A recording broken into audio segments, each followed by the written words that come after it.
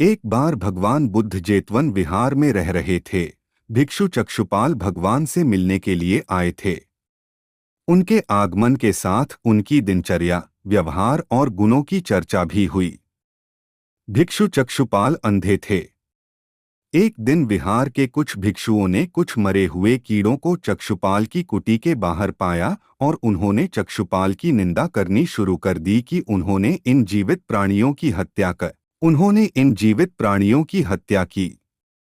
भगवान बुद्ध ने निंदा कर रहे उन भिक्षुओं को बुलाया और पूछा कि क्या तुमने भिक्षु को कीड़े मारते हुए देखा है? उन्होंने उत्तर दिया, नहीं।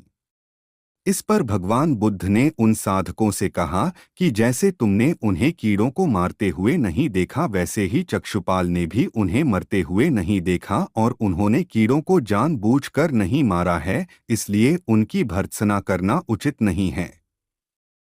भिक्षुओं ने इसके बाद पूछा कि चक्षुपाल अंधे क्यों हैं? उन्होंने इस जन्म में अथवा पिछले जन्म में क्या पाप किए?